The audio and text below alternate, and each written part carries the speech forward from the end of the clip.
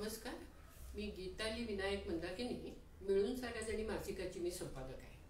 आपल्याला माहीत आहे, मिळून साऱ्या जणी मासिकाने मिसा ऑनलाईन गप्पा हे करोना काळामध्ये सुरू केलं होतं, कारण आपल्याला माध्यमांतर करायला लागलं. आणि या गप्पा आपल्याला नारी समता मंच प्रायोजित करतं.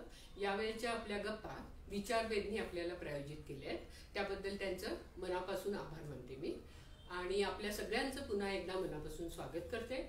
आपल्याकडे गप्पा मारायला आज सावित्रीबाईंच्या भूमिकेत असणाऱ्या अश्विनीताई कासार आल्या. नमस्कार आणि स्वागत तुमचं. आणि ज्योतिबांच्या भूमिकेत जे होते सावित्री ज्योतिबामध्ये ते ओंकार गोवर्धन हे आलेले आहेत, त्यांचं पण मनापासून स्वागत. नमस्कार. या दोघाही तरुण कलाकारांचं मी पुन्हा एकदा दिलसे स्वागत करते. आणि पहिल्यांदा मी ओंकारला अशी विनंती करते की त्यांनी ज्योतिबांचा एक अखंड म्हणावा आणि त्यानंतर सावित्रीचा एक सावित्रीबाईंनी म्हणावा. आणि हे आपण मुद्दाम आधी ज्योतिबांना म्हणतोय, कारण ज्योतिबांनी सावित्रीला शिकवायला सुरुवात केली, त्याच्यामुळे पहिल्यांदा ज्योतिबा. आणि आपण नेहमी असं म्हणतो की स्त्री चळवळीचे सावित्री ज्योतिबा हे मायबाप आहेत, आणि त्याच्यामुळे सावित्रीबाई जयंती 190वी आज आहे. त्या निमित्ताने आपण या गप्पा मारतो. थँक्यू गीतालीताई, तर आम्हाला बोलवल्याबद्दल.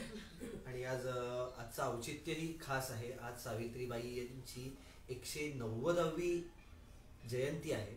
तर आपल्या सर्वांनाच सावित्रीबाईंचं आणि ज्योतिरावांचं महत्त्व माहीत आहे, त्यामुळे ते आता या व्यासपीठावर पुन्हा सांगण्याची गरज नाही.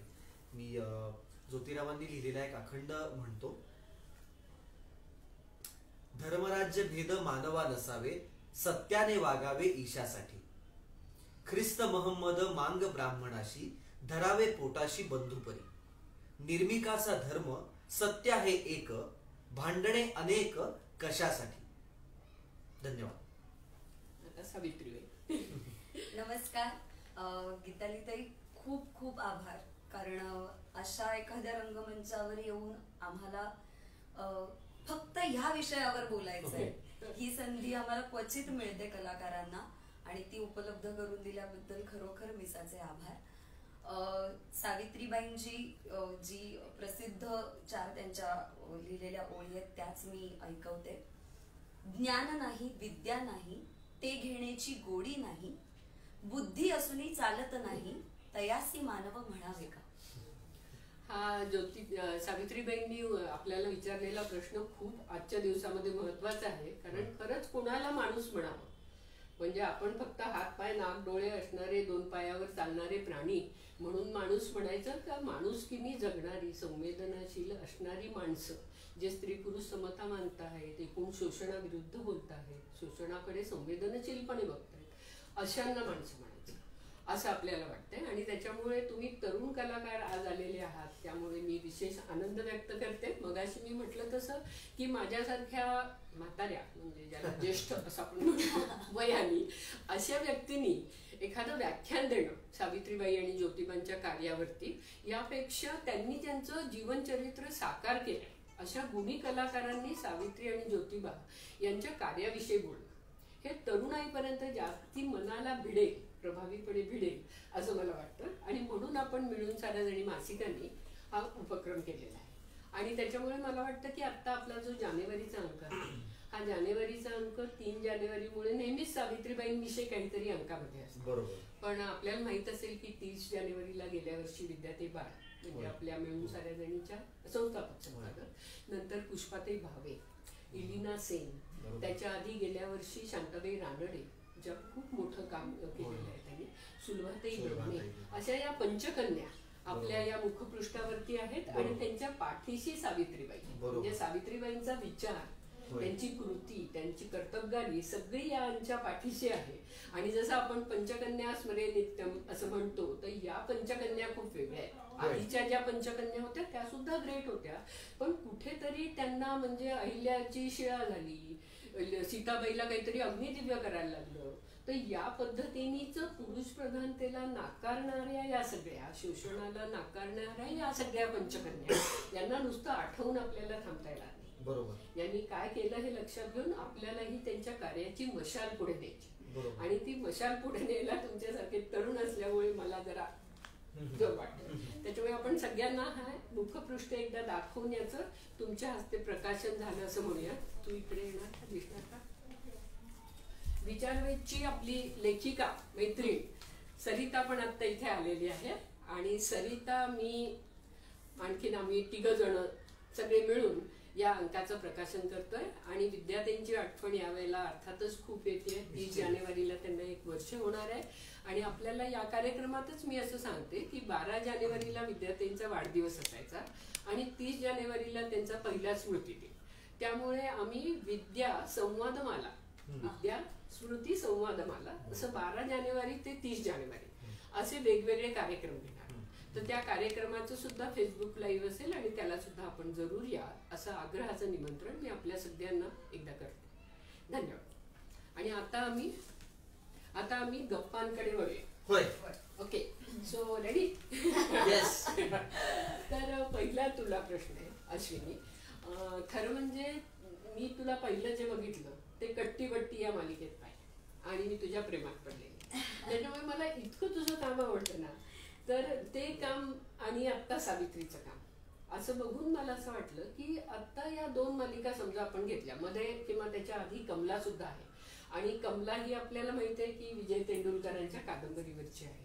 तर विजय तेंडुलकरांची जेव्हा मी कमला नाटक आम्ही पाहिलं तर त्याचं वाचनानंतर मी तेंडुलकरांना असं म्हटलं की तेंडुलकर खरं म्हणजे ना इथे नाटकाची सुरुवात आहे.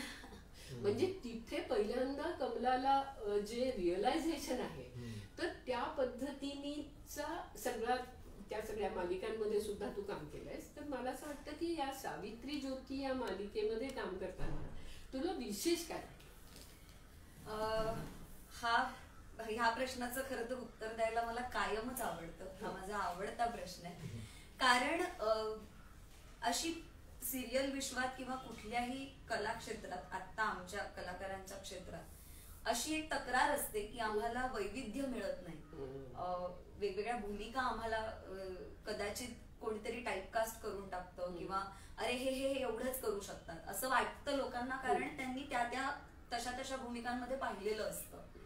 तर माझ्या सुदैवाने म्हणूया किंवा अशा काही कारणांमुळे मला कायमच विविध भूमिका करायला मिळाल्या. ते कमला असू देत, कट्टीबट्टी असू देत आणि आता सावित्री ज्योती असू देत. मला असंच वाटतं कायम की एक काल्पनिक पात्र साकारताना तुम्ही त्याला स्वतःच्या काही विचारांचे कंगोरे देऊ शकता किंवा हवे ते रंग आपण त्या चित्रात भरू शकतो. सावित्री ज्योती करताना खूप मोठी जबाबदारी येते आणि ती वाढते एक कलाकार म्हणून आणि एक माणूस म्हणून.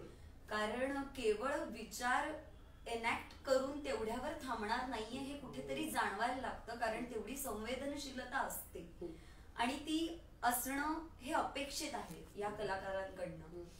कारण बऱ्याचदा मला आणि ओंकारला असं वाटायचं किंवा मला त्याच्याकडे बघून असं वाटायचं की हे तुझेही विचार आहेत म्हणून कुठेतरी तुला ते करताना असं वाटतं का की हे कठीण नाही जाणार आहे तुला.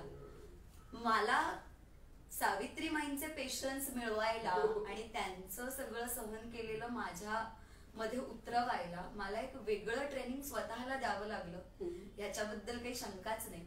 दुसरं म्हणजे अभ्यास तर अर्थातच करावा लागला, कारण आपण चरित्र काहीतरी मांडतोय आणि असं सिरियल मधनं फार क्वचित वेळी घडतं. एखाद्या सिनेमातनं किंवा नाटकातनं घडतं तेव्हा त्याचं एक ड्युरेशन ठरलेलं असतं. सिरियल मध्ये तुम्हाला पहिल्यापासनं रोज कोणी ना कोणीतरी बघणार आहे याची जाणीव ठेवून ते पात्र साकारावं लागतं. त्याच्यामध्ये काल्पनिक गोष्टी बऱ्याच प्रमाणात असतात, पण कुठेही सत्याला धक्का न लागता आपल्याला तो प्रवास शेवटापर्यंत न्यायचा आहे जो लोकांना आधीच ठाऊक आहे.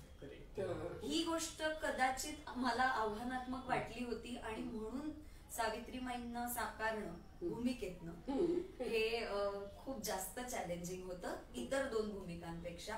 अर्थातच कलाकार म्हणून प्रत्येक भूमिकेचा काही ना काहीतरी अभ्यास आहे. कधी भाषा शिकावी लागते, कधी नवीन काही लकबी शिकाव्या लागतात, कधी काही गोष्टी शिकाव्या लागतात. सावित्रीमाईंसाठी खूप वाचावं लागलं मला आणि त्याने मला खरोखर आनंद मिळाला, अभिमान वाटला आणि असं काहीतरी वाटलं की जे शब्दात नाही म्हणता. आणि एक जोडून प्रश्न की याच्यामुळे काहीतरी तुझ्यात बदल घडला.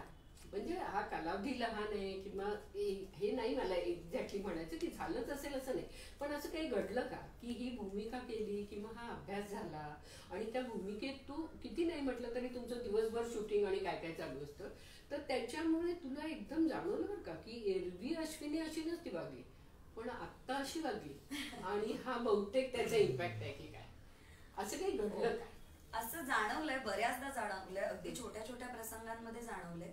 सगळ्यात मोठी गोष्ट तर ही जाणवली आहे की आमच्या पिढीला माहित असलेलं पुरोगामित्व हे किती काचेच आहे हे जाणवलं. कारण त्या काळात घेतले गेलेले निर्णय सावित्रीमाईंनी आणि त्यासाठी लागलेलं धाडस हे कधीच आणि कुठेच कम्पेअर नाही होऊ शकत आहे, ह्याची तुलनाच नाही होऊ शकत आहे. त्यामुळे आता जे आम्ही काहीतरी बोल्ड करणं असं आम्ही स्वतःला समजतो की आम्ही फार बोल्ड करतोय, तर ते फार जमिनीवर उतरायला झालं मला की हे काही आपलं फार असे धाडसी वगैरे विचार नाहीये. हे आपल्याला फक्त रिबेल करायचंय किंवा आपल्याला हे करून बघायचंय म्हणून आपण ते केलेलं आहे.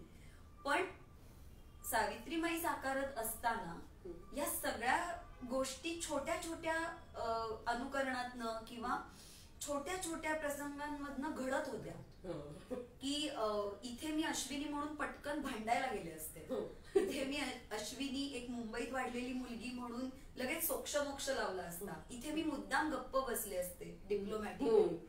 पण हे काहीच झालं, जेव्हा जेव्हा झालं तेव्हा तेव्हा कुठेतरी आसपास सावित्रीमाई होत्या की वाग तू आत्ता, पण जरा विचार कर की हे कितपत खरं आहे आणि कितपत तुला हे नाटक निभवायचे. सो ह्या अशा छोट्या छोट्या प्रसंगांमधनं ते जाणवलं. अजून खूप कळायचं आहे त्या, म्हणजे बरोबरच आहे, आपण हिमनगासारखं म्हणतो तसंच आहे ते सगळं. याच्यात ज्योतिबा आता तुमच्याकडे येते मी की आपण असं म्हणतो की आपण सगळी माणसं ही काळाची अपत्य असतो. त्याच्यामुळे तू जसं आता म्हणालीस की आत्ताची तुझं पुरोगामित्व कचकड्याचं वाटतं, हे ठीक आहे, म्हणजे एका मर्यादेपर्यंत बरोबर आहे. तरी आपला काळ वेगळा आहे आणि सावित्री ज्योतिबांचा काळ वेगळा होता. तर मला असं वाटतं की त्या काळात जात असताना त्या काळाचं अपत्य असणारे ज्योतिबा आणि सावित्रीबाई सुद्धा, तर त्यांच्याकडे तू कसं बघतो? आणि मला हे माहित आहे की सत्यशोधक नाटकापासून तू ज्योतिबा आहेस, त्याच्यामुळे तू बरीच वर्ष ज्योतिबा आहेस, म्हणजे ही आता तरी सावित्री झालीये, तू बरीच वर्ष त्या अर्थाने ज्योतिबा आहेस. तर तुला काय म्हणायचं? म्हणजे तुम्ही असं म्हणताय की त्यांच्या विचारांकडे कसं पाहतो? हो, आणि तो बदल झालाय का? म्हणजे तू सत्यशोधक मधला ज्योतिबा आणि आत्ताचा सावित्री ज्योती मधला ज्योतिबा यामध्ये तुला स्वतःलाच काही फरक जाणवतोय का?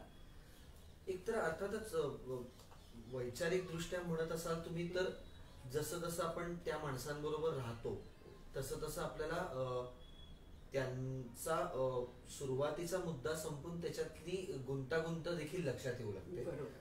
तो तितका ते ज्या पद्धतीनं त्याचं सरळसोटपणे मांडतात तेवढा त्यांच्या मनातही तो सरळसोट नाही हे आपल्याला दिसू लागतं.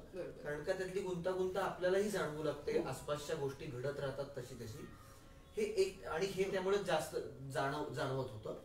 आणि सत्यशोधक नाटकाचा आणि ह्या मालिकेमधला फरक महत्वाचा असा आहे, जसं आता अश्विनी म्हणत होती की दररोज ही मालिका दिसते आणि घरात दिसते. त्यात ज्योतिबा, सावित्री आणि इतर सर्व जणांचे वेगवेगळ्या भावभावनांचे प्रसंग आहेत. सत्यशोधक हे नाटक ज्योतिबा फुल्यांच्या विचारांशी संबंधित होतं. या मालिकेमध्ये विचारां इतकंच भावनेला पण महत्व होतं. कुठून काय कसं येत आहे, त्याचा परिणाम काय होतो, त्या परिणाम स्वरूप मग कृती काय होते, असा त्याचा टप्पा होता. त्यामुळे हे पुन्हा बघणं आणि हे पुन्हा आपल्या मनात त्याचं आराखडा तयार करणं हा या दोन्हीतला वेगळा भाग होता. आणि जसं जसं या व्यक्तिमत्वांबरोबरचा तुमचा परिचय वाढत जातो तस तसं तुम्हाला त्या काळाचं एकतर ज्ञान येऊ लागतं. तो काळ काय असेल, त्या काळामध्ये ही माणसं अशी वागली असतील तर नक्की थोडीशी तुमची निरक्षीर विवेक बुद्धी पण इथे कामाला लागते. कारण का 1872 साली जे ज्योतिराव म्हणतायत ते जसंच्या तसं आता लागू करणं हे आपल्याला काळामुळेच शक्य नाही. तर त्यामुळे आपल्याला आजच्या काळाच्या संदर्भात त्यांचं मोठेपण देखील जाणून घ्यावं लागतं. तर तर ह्या गोष्टी काय मनात येत होत्या. आणि मग काळाच्या संदर्भात आता तू म्हणतोयस तसं की आता तुला कसं दिसतं, म्हणजे तेव्हा अगदी चिखलफेक म्हणजे लिटरली चिखलफेक झाली सावित्रीबाईंच्यावर. आता ऍक्च्युली त्या अर्थाने कमी, म्हणजे अजूनही करणारी लोक आहेत, नाही असं नाही, पण ओव्हरऑल नाही त्या मनाने. चिखलफेक हल्ली माध्यमामध्ये होते, समाज माध्यमावरती प्रचंड वाईट पद्धतीने होते. तर त्या सगळ्या ह्याच्यामध्ये आता जसं आपण प्रकाशन करत असताना या सगळ्या पंचकन्या बघितल्या आणि त्यांचा संघर्ष आणि असं म्हटलं, तर आता तुझ्या संदर्भामध्ये म्हणजे तुमच्या वयाच्या तुमच्या दोघांच्याही साठी मी असं म्हणेन की तुम्हाला काय वाटतंय की आत्ताच्या संदर्भामध्ये सामाजिक काम परिवर्तन करत असताना तुम्हाला स्वतःला काय विशेष अडचणी जाणवत आहेत की ज्या खरं म्हणजे फुल्यांच्या वेळेला नव्हत्या? म्हणजे असं सुद्धा आहे ना, जे आपण म्हणतो की आपण काळाची अपत्य आहोत सगळेजण, तर तेव्हा हे होतं म्हणजे ऍक्च्युअल चिखलफेक झाली, पण अजून काहीतरी वेगळ्या गोष्टी जरा बऱ्या होत्या. म्हणजे फास्ट लाईफ नव्हतं, माणसं माणसांची जोडलेली होती घरातली त्या अर्थाने. आत्ताचं भयंकर फास्ट लाईफ आहे, आता खूप स्पर्धा आहे. काहीतरी सामाजिक काम करायचं म्हटलं तरी जमतच असं होत नाही प्रत्येकाला. तर आत्ताचे काळाचे या सगळ्या संदर्भातले म्हणजे प्रश्न तेच असं खूपदा आपल्याला वाटतं, जे आपण म्हणतो ते मला स्वतःला इतकं खरं नाही वाटत की प्रश्न तेच नाही, ते आपण खूप पुढे गेलेलो आहोत. आणि एका अर्थाने ग्रोथ आपली स्पायरल पण असते. म्हणजे कुठतरी आपण एका पॉइंटला येतो, मग आपल्याला अरे तेच चालू आहे का, पण नाही आपण वर पोहोचलेलो आहे. म्हणजे जसं स्पायरल मध्ये स्पायरल जिन्यानी होतं तसं होतं. त्याच्यामुळे आत्ता तुला आणि विशेषतः तरुण जर नजरेसमोर ठेवले तर स्त्री पुरुष भेदाच्या अर्थाने, विषमतेच्या अर्थाने, स्त्रीच्या शोषणाच्या अर्थाने काय पुरुषांसमोर समस्या आहेत त्याच्यामुळे ते बदलत नाहीयेत. म्हणजे असं कुठेतरी आहे ना की त्यांच्याकडे पण आपल्याला सिम्पथेटिकली बघायची खूप गरज आहे. त्यांना नुसतं रागवून शिव्या देऊन काही होणार नाही, उलट ते दुसऱ्या टोकाला जातील, आवतच आम्ही वाईट. तर हे तुला काय वाटतं? नाही, तर व्यक्तिगत दृष्ट्या मला असं वाटतं ते आणि आम्ही हा भेद सगळीकडनंच आपण बंदच केला पाहिजे, पहिली गोष्ट. म्हणजे कारण त्या भेदामध्येच काहीतरी प्रश्न निर्माण होण्याची बीज आहेत. त्यामुळे ते कसे आहेत आणि आम्ही कसे आहोत असा या भेदाला मी तरी पर्सनली अजिबातच मानत नाही. हे एक. दुसरं म्हणजे तुम्ही जे म्हणालात की एक तर सामाजिक काम करणाऱ्या तरुणांबद्दल बोलावं हा काही आमचा अधिकार नाही. आम्ही म्हणजे तुम्ही त्यांच्याशी फार जास्त जवळून परिचित आहात, आमच्याही काही परिचित लोक आहेत, परंतु त्यांच्या कामावर कुठल्याही अधिकारवाणीने बोलावं हा काही आमचा अधिकार नाही. आमचं ते क्षेत्र नाही आणि तो आमचा बकूबाई नाही, तर त्याच्यावर फार बोलता येणार नाही अर्थातच. पण ज्या जनरल अडचणी आत्ताच्या काळामध्ये जाणवतात कुठल्याही क्षेत्रामध्ये सार्वजनिक काम करणारे असं आपण म्हणू, सामाजिक पेक्षा, कारण का आम्ही सार्वजनिक काम करतो. तर त्याच्यामध्ये जाणवणारा मुख्य प्रश्न हा आहे की त्याच्यामध्ये असं होतं की या माध्यमांच्या ह्या सगळ्यामुळे सतत तुमच्याकडे काहीतरी वेगळी काळी बाजूच आहे असे एक चित्र निर्माण होतं आणि कोणीही तुमच्यावर चिखलफेक करायला मोकळा आहे आता. म्हणजे आता काम करणाऱ्या कितीतरी स्त्री पुरुषांवर साधारण तीच चिखलफेक होते, फक्त ती तुमच्या ऍक्च्युअली चेहऱ्यावर येत नाही. तर म्हणजे मला आठवतंय की आता आमचं हे चालू असताना सिरियल अश्विनीने एक फोटो शेअर केला होता फेसबुकवर, आणि त्या फोटोमध्ये असं काहीच ऑब्व्हियसली अश्विनी आणि आम्हाला दोघांना ती जबाबदारी पण कळते की आपण काय पद्धतीचं काम करतो आणि आपण त्यामुळे अगदी रॅन्डम फोटो करणार नाही. तर तिने एक सेटवरचा फोटो शेअर केला होता ज्याच्यामध्ये वावगं वाटावं असं कुठलंच काही नव्हतं. त्याच्यावर लोकांनी तिला हे सांगितलं की तुम्ही असं करत जाऊ नका, आम्ही तुम्हाला सावित्रीबाईंच्या भूमिकेत. तर मला वाटलं की हे थोडंसं अश्विनीसाठी अनफेअर आहे. म्हणजे इतक्या तर अशा पद्धतीने सतत लोक तुम्हाला एकाच कशात तरी बघू लागतात. तसं तुम्ही वागला नाहीत की ते तुमच्यावर, तुम्ही पब्लिक फिगर असाल तर तुमच्यावर चिखलफेक करायला मोकळे होतात. आणि इतर माणसांना आपण जे पोस्ट ट्रूथ आता सगळे जण बोलतो ते इतकं रंजक वाटत असतं की त्याच्या पलीकडे मग आणि अर्थातच सामाजिक काम करणाऱ्या तरुणींना किंवा कोणालाही म्हणजे कोणालाही ते फ्रॉडच आहे नावाची एक गोष्ट, एक सतत तो प्रचार आता चालू असतो की ते खरं नाही, आपण आता जे जगतोय तेच खरंय, त्याच्या पलीकडे कोणी जर काही बदलू बघत असेल तर ती माणसं फ्रॉड असावीत की काय असा एक अपप्रचार कायम चाललेला असतो आणि ज्याला झुंजणं फार कठीण आहे असं मला. कारण कसं होतंय आता म्हणजे जसं बंदिस्त होणं, तू मगाशी बोललीस तो अनुभव सांगितलास तरी हरकत नाही की म्हणजे सावित्री आहे असं तुला मानून लोक ज्या पद्धतीने हे करतात. म्हणजे आज खरं तर मी हे उद्या किंवा परवा कधीतरी हे मी माझ्या अकाउंट्स मधनं वगैरे सांगणारच होते की मला खरोखर आज दिवसभरात खूप मला शुभेच्छा आल्या.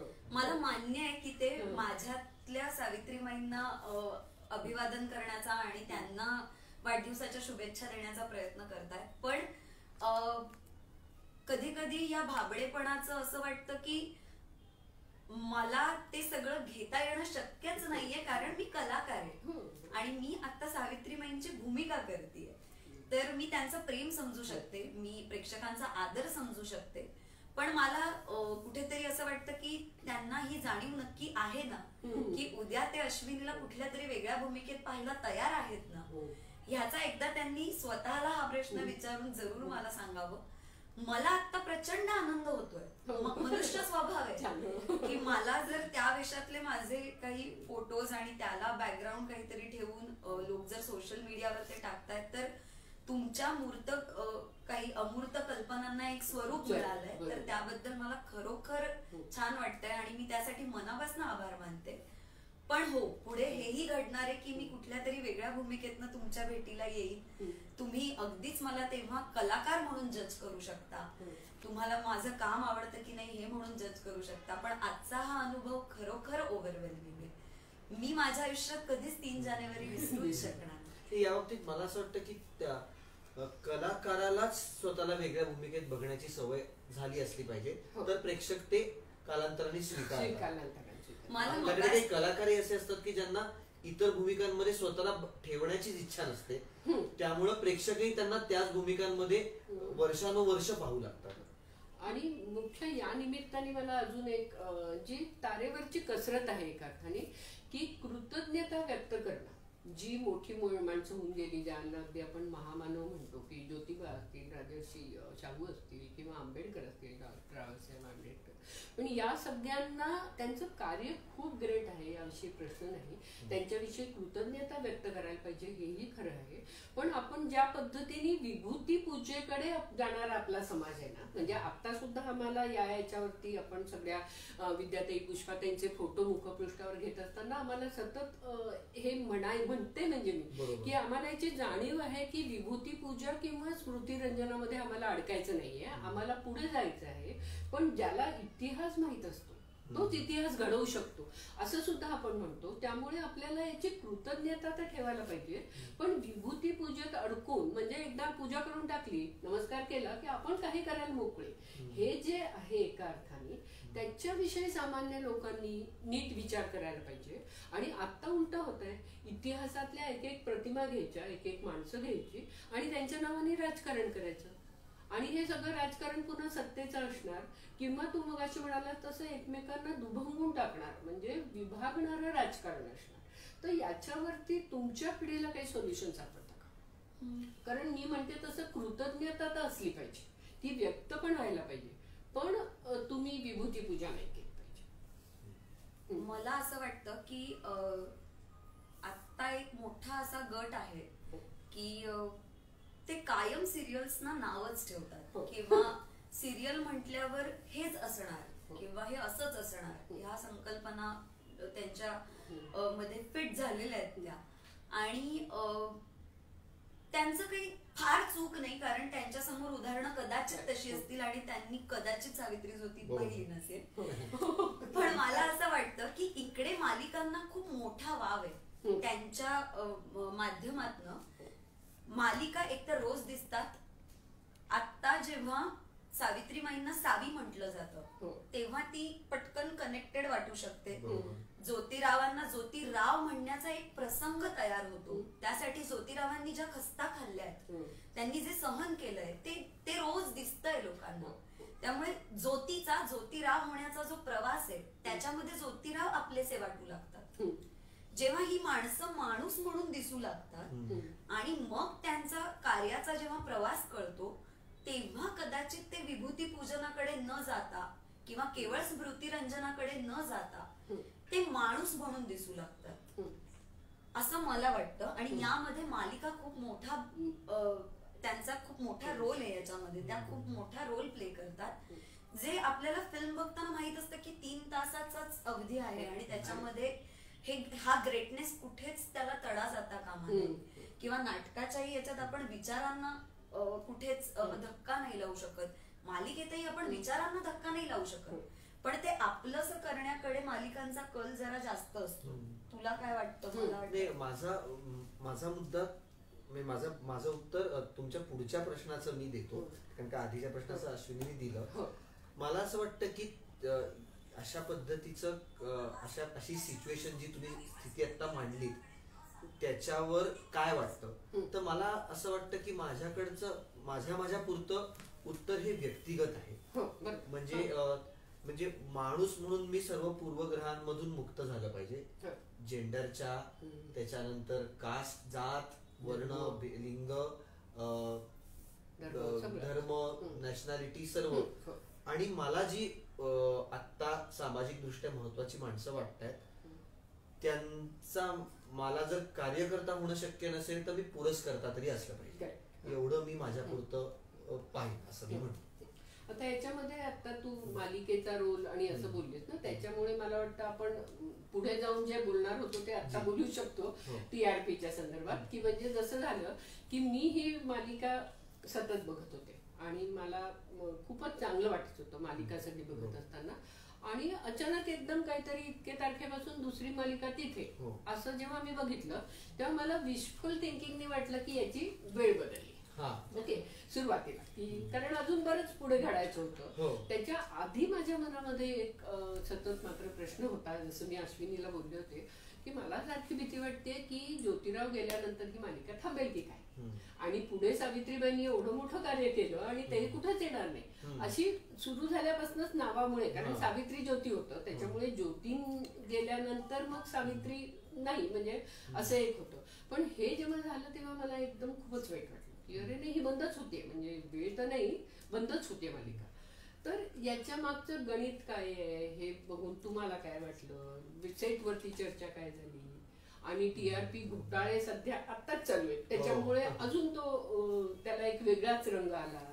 काय सगळं हे आहे? एकतर आम्हाला दोघांनाही आणि आमच्या अनेक कलाकारांना, सेटवरच्या तंत्रज्ञांना एक तर प्रचंड दुःख झालं. पहिली गोष्ट म्हणजे ते लपवण्यात काही अर्थ नाही, आपण समदुःखी आहोत. तर की मालिका बंद होती ही फार काही चांगली गोष्ट अजिबातच कोणाला मला वाटली नाही. अर्थात आमच्या दोघांचे त्याच्यामध्ये काही स्वार्थी उद्देश सुद्धा आहे. स्वार्थी म्हणजे एवढं चांगलं पात्र तुम्हाला दररोज काही करायला मिळतं, एवढे वयाचे, भावनांचे आणि विचारांचे टप्पे दाखवणारं पात्र दरवेळेला तुमच्या आवाक्यात येत नसतं. हा एक त्यातला महत्वाचा भाग आहे. दुसरं अर्थातच आम्हाला असं वाटत होतं की ही मालिका जर चालू राहिली तर सावित्रीबाई आणि ज्योतिरावांचा कामाचं पुढे लोकांपर्यंत ते पोहोचेल. आता टीआरपीचं जे तुम्ही म्हणालात तर ती एकतर फार संदिग्ध गोष्ट आहे, त्याच्यात काही निसंदिग्धता नाही, ते कुठलंही सायन्स अजून त्याचं कन्व्हर्जन झालं नाही. लोकांनी बघितली नाही ही एकच गोष्ट आता आपल्याला खरी मानता येते. परंतु आता एक असं चित्र निर्माण होतं की प्रेक्षकांनी बघितली नसल्यामुळे बंद पडली, कारण का आता आपण फक्त प्रेक्षक नावाच्या न दिसणाऱ्या घटकाला टार्गेट करतोय. तर आम्हाला दोघांना असं आमचे काही त्याच्यानंतर इंटरव्ह्यूज झाले आणि आमच्यातही बोलणं झालं, फक्त आपण न दिसणाऱ्या एका घटकाला टार्गेट फक्त करणं बंद केलं पाहिजे असं वाटतं की प्रेक्षक हो बरोबर आहे, प्रेक्षकांनी बघितलेली गोष्ट खरी आहे. पण आता मग जर असं वाटत असेल तर ती मालिका बघितली पाहिजे. प्रेक्षक नावाच्या एका अननोन एंटिटीने ती मालिका बघितली पाहिजे. आणि अशा मालिका थोड्या ठरवून केल्या पाहिजेत असं वाटतं. एका विशिष्ट टाइम फ्रेम साठी कदाचित ती जास्त कालावधी करता लोकांना सस्टेन करणं अवघड जातं, तेही असेल. पण लोकांना आपल्याला या मालिकांचं महत्व पटवून द्यावं लागतं. हे तुम्ही आता तुम्हाला तर माहित आहे, म्हणजे या पद्धतीचं काम करत असेल कोणी तर तुम्हाला लोकांना आपसुकपणे महत्व पटत नाही, तुम्हाला पटवून द्यावं लागतं. त्यामुळे कदाचित हे थोड्या कमी कालावधीसाठी पण कॉम्पॅक्ट केलं तर हे जास्त लोकांपर्यंत नीट आणि आपल्या कुठल्याही ह्याच्याशिवाय पोहोचेल, अडथळ्याशिवाय असं मला वाटतं. म्हणजे आता जी महत्वाची पुढची कामं दिसलीच नाही ती कदाचित दिसायची शक्यता निर्माणही झालेली आहे. कारण का त्याच्यानंतर लोकांनी, काही सामाजिक संस्थांनी खूप जास्त त्याच्यावर चांगल्या पद्धतीने रिॲक्टही केलं आणि खेद व्यक्त केला. प्रसंगी काही राग व्यक्त केला तर माहित नाही आता त्याचं पुढे काय होत आहे. आम्हा दोघांचंही असं एक डिस्कशन झालं होतं की आपण जो विषय निवडलाय तो मुळात टिपिकल नाही आणि त्या विषयाची जबाबदारी ही कुणा एका वर्गाची नाही. हे जोपर्यंत प्रत्येकाला समान इंटेन्सिटीने वाटत नाही तोपर्यंत कदाचित या विषयांना न्याय मिळू शकत नाही. याची तीव्रता प्रत्येकाकडे समान असली पाहिजे. बघणारा, दाखवणारा, करणारा या सगळ्यांकडे त्याची जाण असली पाहिजे. दुसरं आम्हाला असं वाटत होतं, जे की बऱ्याच जणांना वाटत होतं, ज्याच्यामध्ये अभ्यासक आहेत, निर्माते आहेत, चॅनल आहेत, प्रेक्षक आहेत, सगळेच आहेत. टिपिकल विषयाला आपण काही मोजमाप लावू शकतो. आपला विषय जिथे टिपिकल नाही तिथे त्याला तीच मोजमाप कशी लावणार ते आपण पहिले डोक्यातनं काढून टाकायला हवं की हा विषय आहे आणि तो मला पोहोचवायचा आहे आणि तो समोरच्या व्यक्तीची बघण्याची इच्छा आहे. आता या सगळ्यात येणारे अडथळे ही पार करण्याची तयारी ही पोहोचवणाऱ्याची ही असायला हवी आणि ज्याला ते हवंय त्याची तिकडून उठून मधल्या रस्त्यापर्यंत येण्याची असायला हवी. तर या सगळ्या गोष्टीला मला वाटतं सावित्री ज्योतीने एक सुरुवात झाली आहे. आत्ताच्या या नंतरच्या डिस्कशनचा तो परिणाम असेल किंवा आतापर्यंतची जी मालिका दाखवली गेली, आशावादी असायला आपल्याला हरकत नाही आणि कार्य पूर्ण दिसावं असं जर प्रत्येकाला वाटत असेल तर जसं आपण म्हणतो की हा शेवट नाही, कारण तो अर्धविराम आहे असं म्हणू शकतो. आणि आणि हे तुमचं आता झालेली मालिका कुठे वूटवर किंवा काय असतं त्याच्यावर दिसतं का? सोनी लिव्ह नावाचं ऍप आहे ज्याच्यावर 206 एपिसोड आहेत. हो, कारण मला थोडं असंच वाटत होतं की हे साऱ्या जणीचं आपल्या पेज आहे, त्याच्यावरती एक 10-12 हजार लोक आहेत जे आपले सातत्याने बघत असतात. त्यांना जरूर अपील करावं ना की जी गोष्ट चांगली आहे ती गोष्ट करण्यासाठी मिळून साऱ्या जणी प्रयत्नशील असतं, परिवर्तनासाठी आपण झटण्याचा प्रयत्न करतो. म्हणून मला असं वाटतं की आपल्या वाचकांनी सुद्धा याचा विचार करावा आणि आपापल्या परीने आपापल्या पातळीवरती जे काही करता येईल. आणि लॉकडाऊनमुळे लोकांना ओटीटीची खूप सवय झालेली आहे, वेब सिरीज आणि या गोष्टींची खूप सवय झाली आहे. त्यामुळे कुणाचसाठी आता हे कठीण नाही राहिलंय की आता ते ऍप डाउनलोड करा आणि मग त्या ऍप मध्ये तुम्हाला इतरही 400 गोष्टी बघायला मिळणार आहेत ज्या सोनी टीव्ही पासनं, सोनी मराठी पासनं सगळ्या सोनी नेटवर्कच्या असणार आहेत.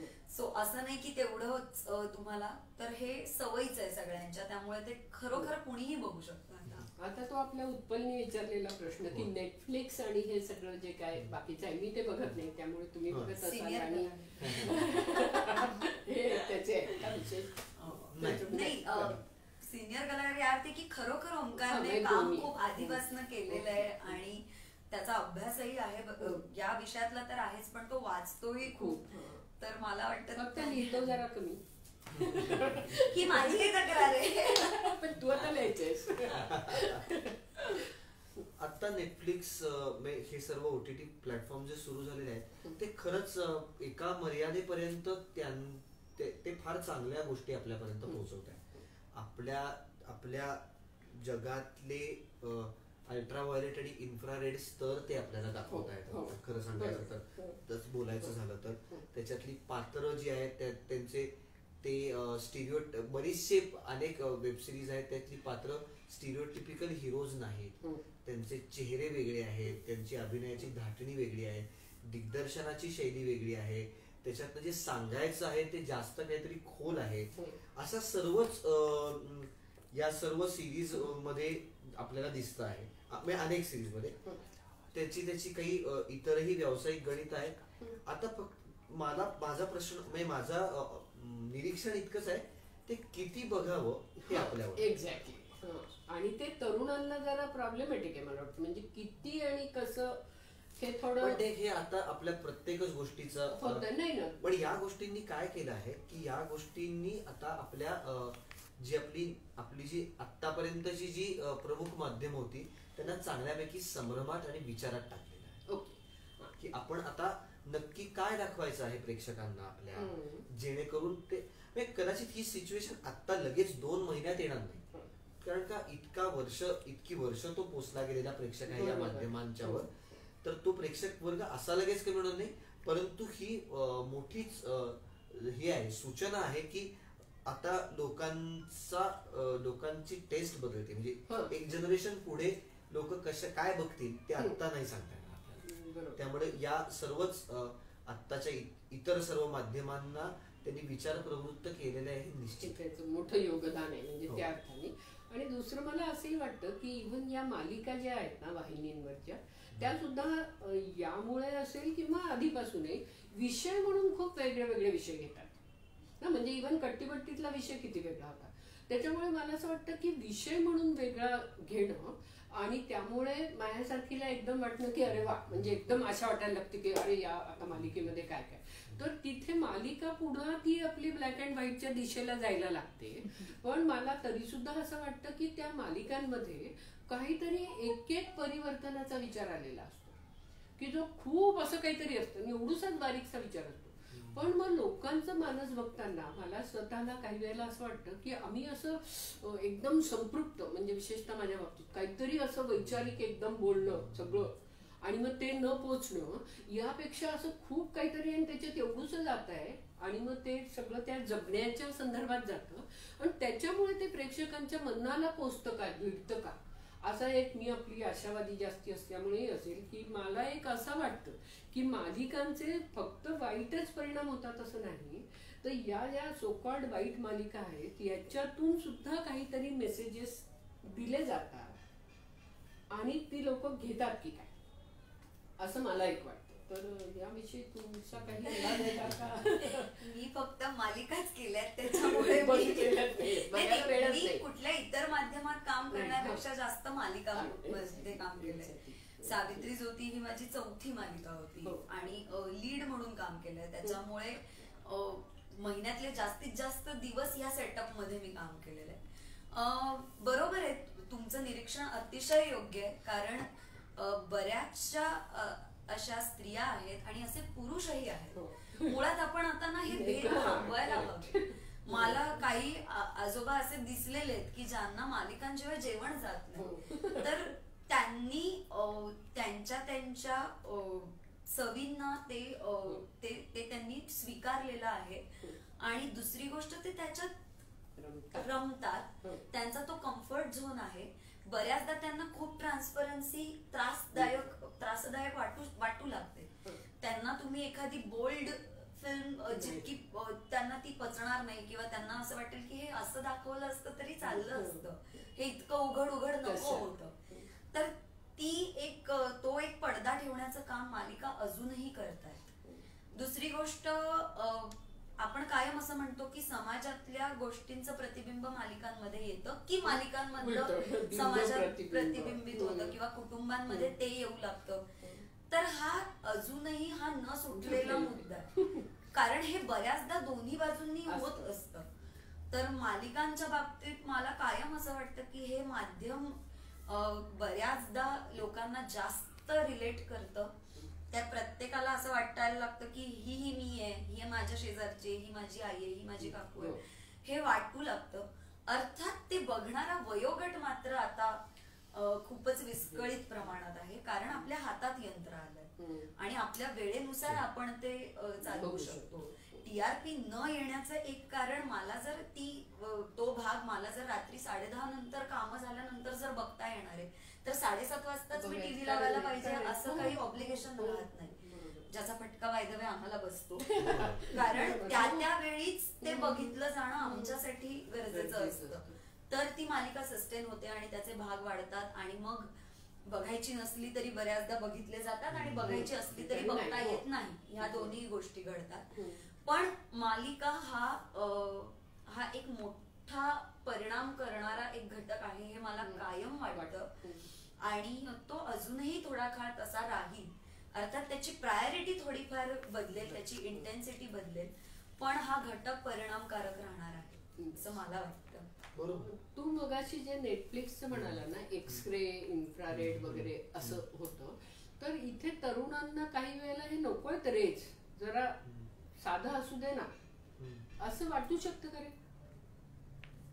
म्हणजे पण त्याच्यासाठी देखील त्यांच्याकडे त्यांच्याकडे तो कंटेंट आहे. तो पण त्या तर त्यांचं OTT शेड वर- कार्ड खूप मोठं हा, आहे. exactly, Exactly. exactly. त्यांचं शेड कार्ड खूप वाईड आहे, म्हणजे आपल्याला कन्फ्यूज करेल इतकं wide. वाईड. त्यामुळे मी काय निवडू आणि त्यातलं काय बघू आणि अजून माझं काय बघायचं राहिलंय ह्याच्यात आमची पिढी खूप. मी स्वतः नेटफ्लिक्स, अमेझॉन प्राईम आणि बरेच OTT प्लॅटफॉर्म्स मी स्वतः बघतेच. मला वाटतंय की आता आपण थोडं गप्पांच्या हळूहळू शेवटाकडे येत असताना काही आपल्या प्रेक्षकांचे जे प्रश्न आहेत ते प्रश्न आपण घेऊ शकतो का? मला वाटतं हे तुम्ही वाचावं, कारण ह्याच्यात आमचं कौतुक जास्त आहे ते मला. प्रश्न तुम्ही सांगा. हो, मी असं म्हटलंय प्रश्न विचारा, पण अजून आले नाहीयेत प्रश्न. बस मग नुसतं कौतुकाचा कौतुकच आले आतापर्यंत. तरी मी एक दोन आहेत ते मगाशी तुम्ही असं म्हणाला होता ते मालिकांच्या संदर्भात अश्विनीशी बोलताना, एकतर मालिकांचा परिणाम होतो हे आपण पहिले सत्य मान्य केलं. तो चांगला किंवा वाईट हे दोन मिनिटं बाजूला ठेवू. त्याचा परिणाम होतो कारण का त्या महाराष्ट्रात किंवा हिंदी मालिका तर भारतभरात सगळीकडे बघितल्या. त्यामुळे एखादा चांगला किंवा वाईट सिनेमा जर 5 लोक बघत असतील तर तेवढीच चांगली किंवा वाईट मालिका ही 50 लोक बघतात. या प्रमाणात तो परिणाम होतो. आणि त्याच्यामुळे त्याच्यात दाखवल्या जाणाऱ्या मूल्य व्यवस्थेचा, त्याच्यात दाखवणाऱ्या कंटेंटचा परिणाम जसा होतो तसाच त्याच्यात दाखवणाऱ्या अभिरुचीचा पण होतो. म्हणजे अभिनय शैली, दिग्दर्शन शैली, त्याच्यानंतर तुम्ही संवाद जसे बोलत असता, या सगळ्याचा परिणाम मालिकेतल्या लोकांवर, प्रेक्षकांवर होत असतो. त्याच्यामुळं त्याची व्याप्ती जास्त मोठी आहे. मालिकेच्या परिणामाची व्याप्ती जास्त मोठी, कारण का ते माध्यम तुमच्या थोड्याशा निवडीच्या शिवाय तुमच्याकडे येतं. सिनेमा ही तुमची निवड असते, नाटक ही तुमची निवड असते. जनरली ह्या गोष्टी आतापर्यंत तरी आपण तिथे जाऊन बघतो. म्हणजे तुम्ही तुमच्या चॉईसने तिथे जाता आणि मग ते तुम्हाला आवड. मालिकांचं तसं नसतं. म्हणजे तुमच्याकडे रिमोटचं बटन असतं, परंतु तेवढंच एक असतं. तर त्याच्यामुळे त्याचा परिणाम होतो आणि त्यामुळे मग मनोरंजन पण लोकांना हवं असतं. तुम्ही म्हणता तसंच दरवेळेला असं होऊ शकत नाही की 7 ते 10:30 या सर्व वेळामध्ये तसं असणं शक्य नाही, कारण का वेगवेगळ्या टेस्ट आहे.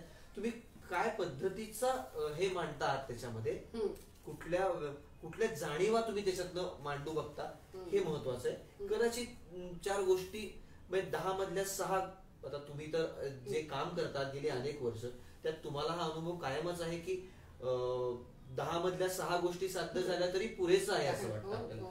त्या 10च्या 10 साध्य होण्यासाठी तशी परिस्थिती कुठेच नसते, जगभरातच कुठे नाही. आणि ती कधीही नव्हती, म्हणजे कधी नसेल असंही म्हणावं वाटतं आपल्याला. आपण त्यामुळे 10 मधल्या जास्तीत जास्त गोष्टी साध्य करत राहतो आपण.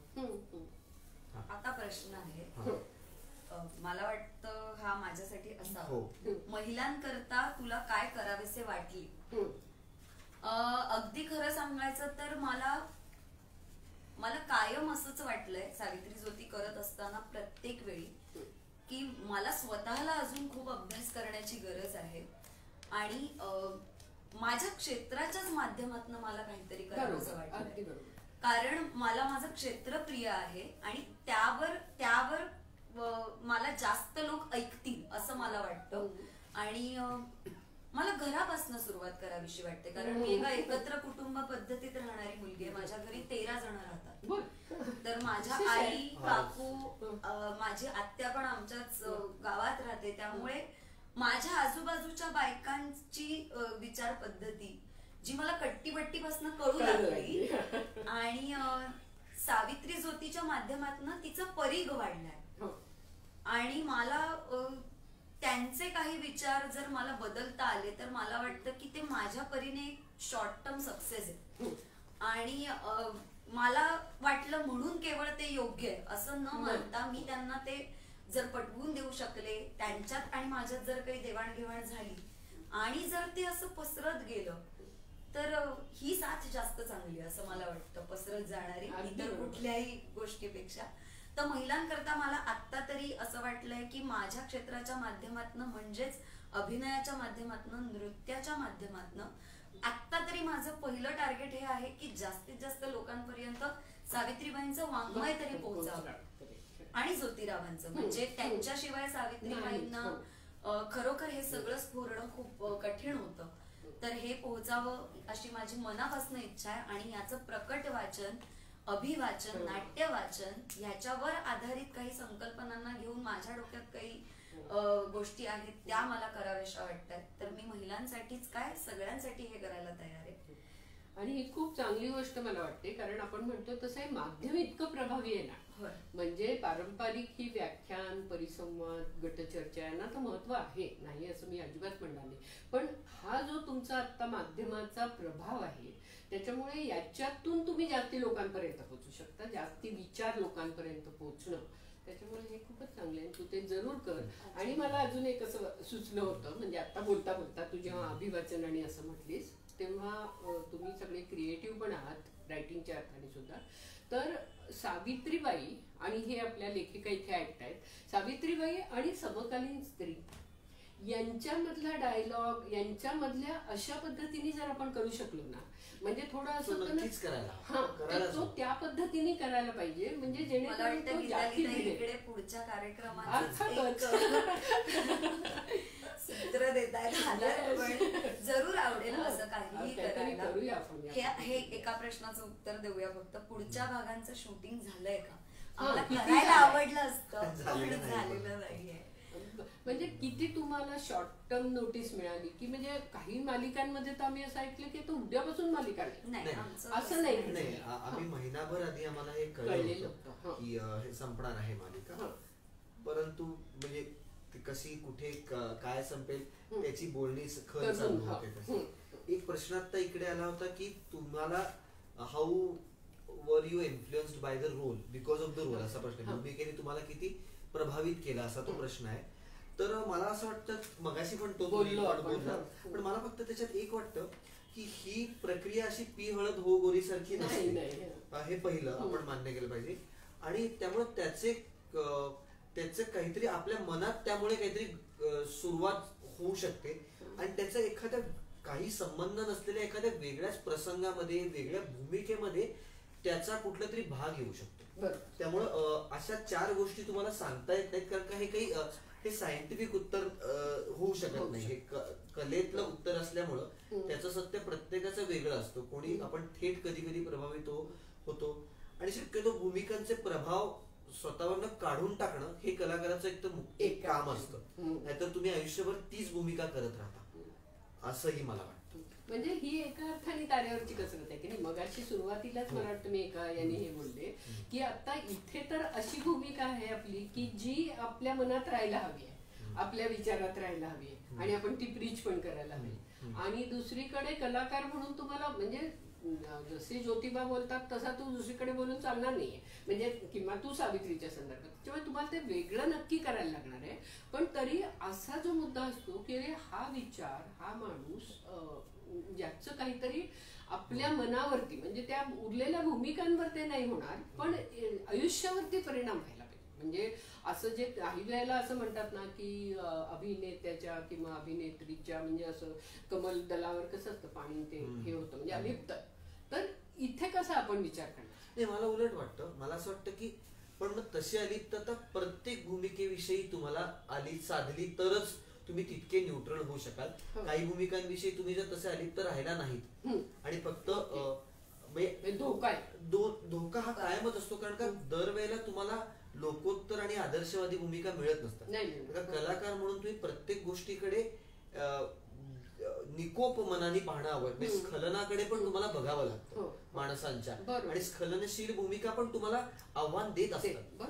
तर त्या करायच्या नाहीत आणि फक्त लोक तसं तुम्ही म्हणत नाही, मी म्हणतोय असं की तसा चॉईस कलाकारांनी करणं पण योग्य नाही.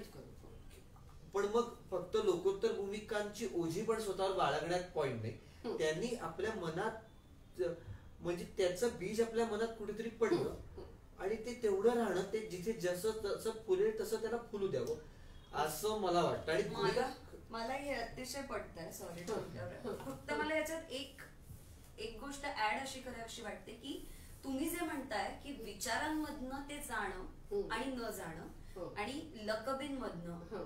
ऍक्टिंग प्रोसेस मधनं ते जाऊ जाणं दे. न जाणं हो. ह्यातला फरक एका काही कळाला. काळानंतरच लक्षात येतो. हो. 4 वर्षांनंतर सुद्धा मला हे विचार मात्र तेच ठेवून हो. माझ्या जर त्या शैलीतनं ते नसतील तसे नसतील येत बाहेर तर कदाचित मला असं म्हणायला आवडेल की ह्या विचारांचा पगडा आहे माझ्यावर, ना की त्या. आणि दुसरं म्हणजे आपण एकदा मला असं वाटतं की अभिनयाच्या बाबतीतला देखील जर तुम्ही एकदा कुठला मॉडर्न विचार ऍक्सेप्ट केला तर तुम्ही सगळेच मॉडर्न विचार तसे ऍक्सेप्ट करूच लागतात. म्हणजे तुम्हाला वेगवेगळे मॉडर्न विचार वेगवेगळ्या ऍक्सेप्ट करायची गरज पडत नाही.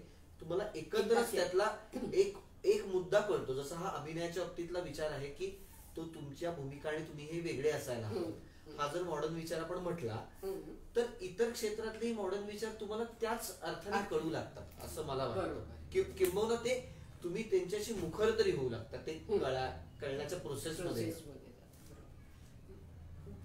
एक प्रश्न आला इथे आता की प्रेक्षकांना फक्त करमणूक हवी आहे का, तर आपण तिघांनी या विषयावर बोललं पाहिजे.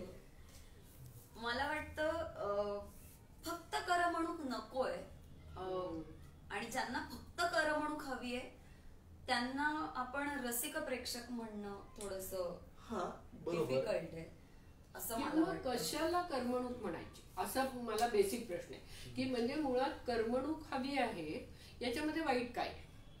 करमणूक हवीच आहे, फक्त तुम्हाला. आणि ना मला काही काही वेळेला म्हणजे अभिजनवादी होऊन आपण दर्जाविषयी फार बोलायला लागलो ना की मला जरा आवडत नाही. कारण मला असं वाटतं की मग आपण सर्वसामान्यांपासून तुटतो एकतर आणि त्यांना कुठेतरी कमी लेखतो, जे झालं नाही पाहिजे. म्हणजे सवंग नको हे ठीक आहे, आणि मग सवंग कशाला म्हणायचं. म्हणजे पुन्हा ते सापेक्षतेकडे आपण जातो, मग ते उत्तर आधुनिकेच्यात जाऊन सगळं कशालाच काही म्हणायचं नाही अशापाशी जायचं नाहीये. मला असं म्हणायचं आहे की एक तर जसं आपण बेसलाईन काहीतरी आपली असेल का की बहुजन हिताय जे काय आपण करतो ते दुसऱ्याचं बरं होऊन आपल्याला बरं वाटतंय, दुसऱ्याचं दुःख बघून आपल्याला वाईट वाटतंय. या 3 गोष्टी आहेत आपल्या मनामध्ये आणि या 3 गोष्टींना धक्का न देणारी गोष्ट असेल ती गोष्ट मुळात पहिली चांगली गोष्ट आहे असं मानणं. आणि मग जेव्हा, कारण आता असं होतं ना की काय तो अभिनय किती भडक आहे, आता किती भडक आहे हे केव्हा म्हणायचं. कारण आपल्याकडे इतकं वैविध्य आहे ना की ज्याला आपण भडक म्हणतोय त्या माणसाचं समजा जर ते डे टू डे लाईफ मधलंच असेल तर मग तो वास्तववादीच आहे माणूस. आपण वास्तववादी असलं पाहिजे. हा थोडा प्रश्न मग वेगळ्या फेरी मध्ये जातो असं मला वाटतं. म्हणजे मला असं वाटतं की उदाहरणार्थ हुंडाबळीवरचं अत्यंत भडक नाटक बघून जर एका घरात हुंडाबळी थांबत असेल तर ते नाटक चांगलं म्हणायचं की वाईट म्हणायचं असा हा खरा प्रश्न आहे. आता हे आपण म्हणजे ही एक मोठी समस्या झाली ज्याच्या उत्तरासाठी काहीतरी केलं गेलं. पण दरवेळेला कला हे फक्त समस्या सोडवत नसते. कला काही समस्या निर्माण करते आणि काही कोट अनकोट आदिभौतिक प्रश्न निर्माण करत असते तुमच्या मनात, तुमच्या विचारात, तुमच्या जाण्यात. आणि जे तुम्हाला कदाचित जाणवलं नाही ते तुम्हाला जाणवून पण देत. त्यामुळं हा जो प्रश्न आहे प्रेक्षकांना फक्त करमणूक हवी आहे का, तर तुम्ही म्हटलात ते मला पहिलं आणि अश्विनी म्हटली ते जास्त संयुक्त वाटतं की हो करमणूक हवी असण्यात काही गैर नाही आहे.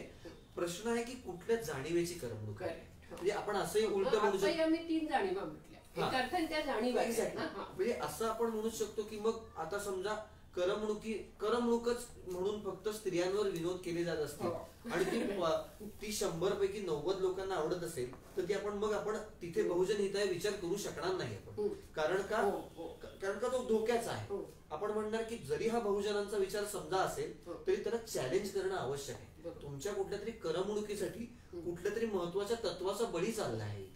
त्यामुळं तो निरक शिर विवेक आणि ती तारेवरची कसरत करणाऱ्यांनी आणि बघणाऱ्यांनीच बघायची आहे आणि ठरवायची.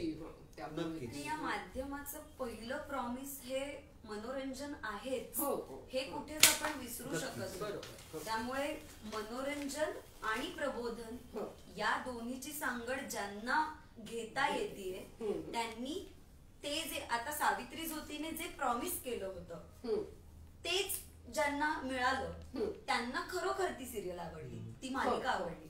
तशा अजूनही मालिका आहेत त्यांनी जे प्रॉमिस केलं होतं त्यांच्या टॅगलाईन मध्ये म्हणा किंवा त्यांच्या नावात म्हणा ते कळलं होतं ना आपल्याला. असं कोणीच केलेलं नाहीये की हे दाखवायचं तुम्हाला प्रॉमिस केलंय आणि वेगळं. मला वाटतं इथे हेतू कुठेतरी मॅटर करतात आणि प्रत्येकाचा जर हेतू त्या दृष्टीने ठरलेला आहे तर मग त्याला ती करमणूक कशी मिळवायची किंवा यातनं मला मनोरंजनातनं सुद्धा मला प्रबोधन मात्र मिळवायचं आहे, ही जर बस ठरलेली आहे तर मग आपण रस्त्याविषयी का बरं. दुसरा प्रश्न आता असा आहे की दुसरा एक भाग असा आता झालेला वाटतो की करमणूक हवी असण्यात गैर नाही, परंतु आता आपल्या सर्व आपलं विश्व फक्त करमणूकच व्यापते आहे, हा प्रॉब्लेम.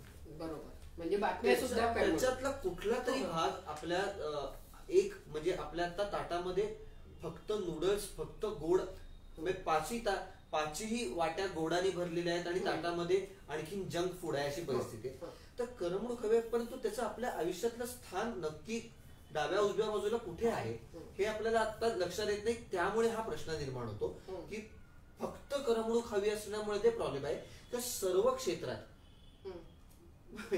बातम्यांच्या क्षेत्रात, वैचारिक क्षेत्रात, कला क्षेत्रात, सगळीकडे फक्त 24 तास करमणूक हवी असण्याची अपेक्षा थोडी गैर आणि ती अनुनयाची आहे असा प्रश्न आहे. त्यामुळे प्रश्न निर्माण हे तर खरं आहे. आणि मला असं वाटतं की असाही एक काळाचा महिमा आपण म्हणतो ना तसं, की पूर्वी सुद्धा सामाजिक कार्यकर्ते किंवा समाजासाठी खूप काही करणारी अशी माणसं नव्हती जास्ती संख्येने, बरोबर, किंवा जागा होती, पण त्यांना लोक मानत होते.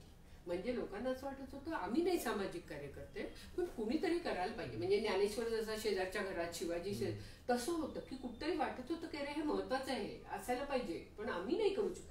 पण आता ते असणं हेच मूर्खपणाचं झालंय. ज्ञानेश्वर आता कुठेही जन्मून येतच अशी जी एक स्थिती निर्माण झालेली आहे, किंवा बाबासाहेब आंबेडकर कुठेही जन्मून येतच अशी एक स्थिती निर्माण झाली, तर ते भीतीदायक आहे असं मला. मगाशी म्हणजे अगदीच सुरुवातीला जे म्हणाला होतात की ज्योतिरावांच्या काळातले आपण काळाचे अपत्य आहोत आणि काळाचा विचार करता आपली चॅलेंजेस आणि त्याबद्दल तुम्ही म्हणा. मला असं वाटतं जेवढा केवढा आता आमचा मालिकेचा प्रवास झाला त्या सगळ्यावरनं की त्या काळातला साप हा सापासारखा वागत होता.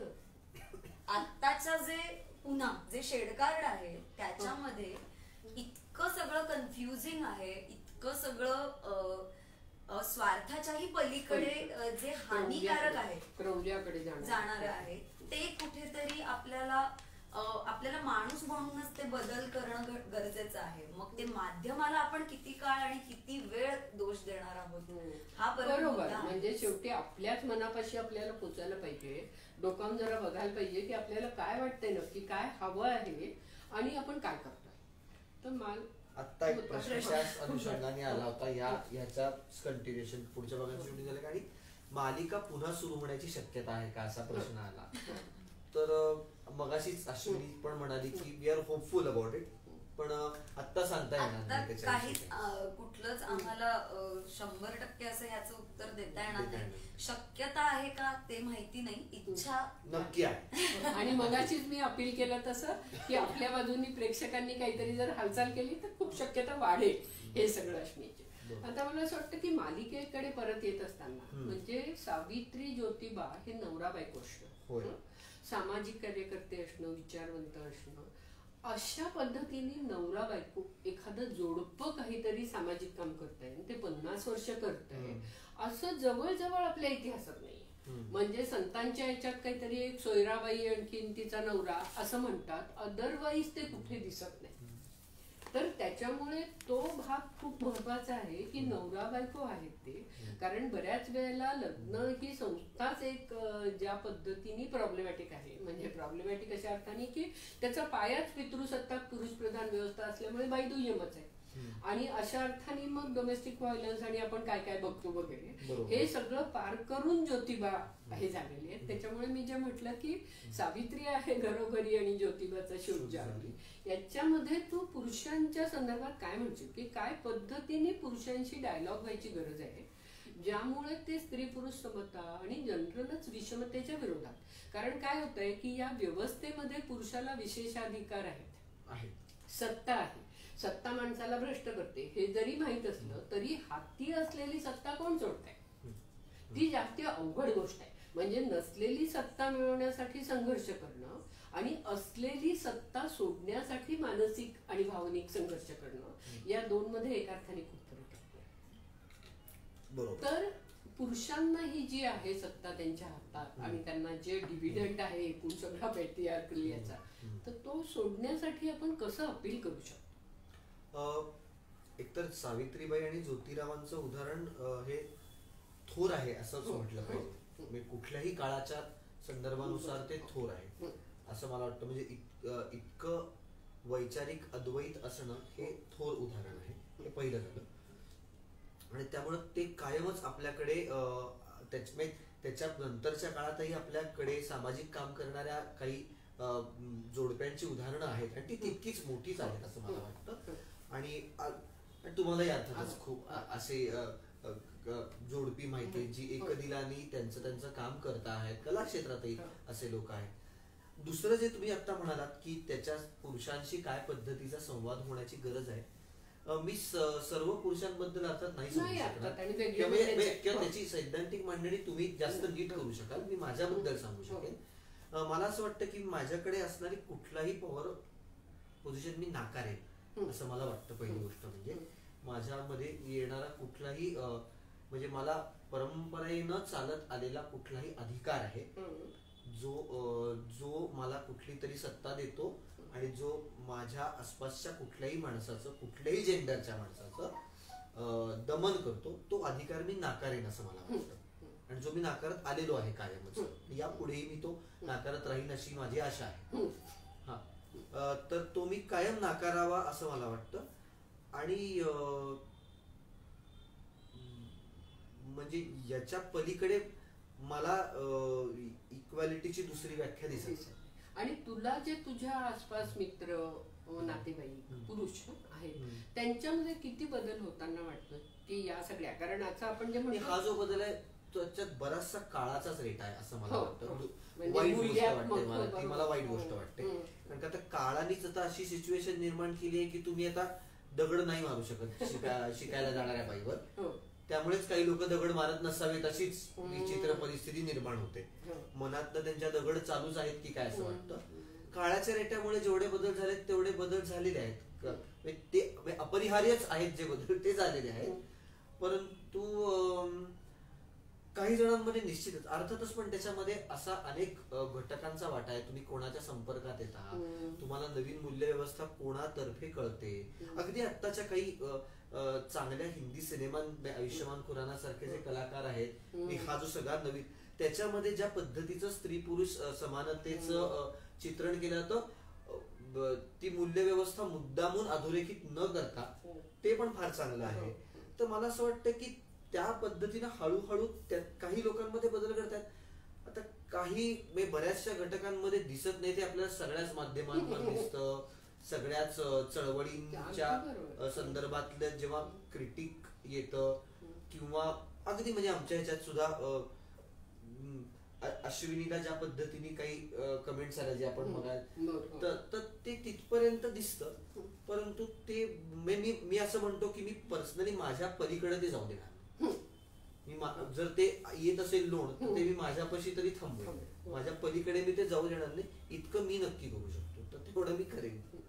आणि थोडं विवाह संस्था म्हणून तशा अनुषंगाने तुमची वय बघता आणि तुम्ही दोघंही लग्न केलेले नाहीत असे आहात. मला वाटतं तुझे लग्न झाले हिच्याशी नाही पण नाही झाले त्यांच्याशी नाही म्हणत आहे मी आपापसात नाहीच म्हणत आहे. मला वाटलं दोघांचंही लग्न झाले नुकतेच झालेलं आहे का कारण मला काहीतरी ओके बर कारण मला सुरुवातीला असं वाटत होतं आणि आता काहीतरी तुझं गुगलवरती सर्च वगैरे केलं ना तर ते म्हणून मी तुला म्हटलं तर त्याच्यामुळे मला काही कळेना की म्हटलं हा प्रश्न विचारायला करायचा की मुळात विवाह संस्थेविषयी काय वाटतं. आणखीन कॉम्प्रोमाइज काहीतरी करावा अथवा दुसरं काहीतरी पॅरलल असावं म्हणजे आता तुला स्कोप आहे याचं झालेलंच आहे त्यामुळे असं तुला काही वाटतंय का किंवा तू सुद्धा विवाह संस्थेविषयी भाष्य करायला काहीच हरकत नाही तुझ्या मते. म्हणजे असं होतं ना की आपलं मत एक असतं पण आपण करतो वेगळं काहीतरी. तर मला वाटतं आमची पिढी किंवा मी सुद्धा त्यात मी धरीन स्वतःला. कारण सावित्री ज्योतीने एक मात्र झालंय की सगळी मोजमाप पहिले स्वतःलाही लावून बघायची आणि मग ती पुढे पाठवायची. आधीपर्यंत आपल्याला फक्त पुढे पाठवण्याचा अधिकार आहे असं वाटत होतं. तर मीही या बाबतीत खूप जास्त स्वतःला हवं ते मिळवण्यासाठी आपण प्रत्येक गोष्ट जस्टिफाय करतोय का, हे आमच्या पिढीने एकदा हा एक चेक घेण्याची गरज आहे. मला जर विवाह संस्था मान्यच नाही तर त्यासाठी मी उभं राहणं, त्यासाठी मी प्रयत्न करणं, माझ्यासाठी जे निर्णय मी घेणं गरजेचं आहे ते मी घेणं, हे सगळं मी करते का? कारण आता आपण ह्या सगळ्या समस्या डिस्कस करण्याच्या पुढे कुठेतरी जाणं गरजेचं आहे. किंवा केवळ समस्या समजून त्या गोष्टी टॅकल करत राहणं हे चुकीचं आहे असं मला वाटतं.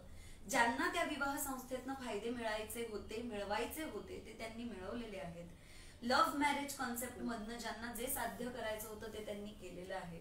लिव्ह इन हा माझ्यासाठी उत्तम पर्याय आहे हे ज्यांना वेळीच कळलेलं आहे, ते कळून समजून त्यांनी ते ट्राय आउट करून त्यातनं बाहेर पडून किंवा त्यातच राहून हे प्रत्येकाने केलेलं आहे. आपण दुसऱ्यांना सांगण्याचा हक्क तेव्हाच मिळवतो जेव्हा हे स्वतः आपण आचरणात आणून अगदी पारदर्शकपणे त्यातल्या दोन्ही गोष्टी लोकांना डिस्प्ले करू शकतो. मी हे केलं, मला असं वाटतं ह्यातनं मला हे फायदे झाले, हे तोटे झाले, तर तो एक बेंचमार्क आहे पुढे जाणाऱ्यांसाठी असं मला वाटतं. मी स्वतः मला लग्न ही संकल्पना प्रचंड आवडत होती, मी ते केलं हो, पण त्यातनं मला हे तोटे दिसलेत बरं, मी ते नाकारत नाही. मला वाटलं होतं माझ्या नवऱ्यापर्यंतच माझं असणार आहे आयुष्य आणि त्याच्या आई वडिलांचा त्यात काही इंटरफिअरन्स नसणार आहे आणि त्या संकल्पनेला एक तडा गेलेला आहे. हे कबूल करण्याची, स्वतःच्या संकल्पना जरी चुकल्या तरी ते ऍक्सेप्ट करण्याची ही वेळ आहे. केवळ हट्टी राहून मला हेच पटलं आणि मी हेच केलं तर ते कुठे नेणार आहे आपल्या सगळ्यांना? कोणाला पार्टनर नको असतो का? मग आपण बेसिक मध्येच बोलायला सुरुवात करू. मग आपण पद्धतींवरच का बरं क्वेश्चन मार्क्स घेतले? मग आपण विचारांवर का नाही घेतले? मग आपण अनुकरणावरच का बरं क्वेश्चन मार्क घेतलेत? आपण अनुभवांवर का नाही घेतलेत? माझ्या आई वडिलांना बघत जर मी आता मोठी झाली आहे तर कधी ना कधीतरी वयाच्या कुठल्या तरी टप्प्यावर हा फुगा फुटत असतो, तर तो ऍक्सेप्ट करण्याची कित्येक तरुणांची तयारी होती का? आपण कित्येक वर्ष परिस्थितीवर केवळ शिंतोडे उडवतोय. परिस्थितीमुळे मी त्यावेळी केलं, माझ्या हातात असतं तर मी त्यावेळी असं केलं असतं, मला मान्य आहे. हे त्यांना ते करणं त्यावेळी खूप अशक्य होतं, हे मान्य आहे.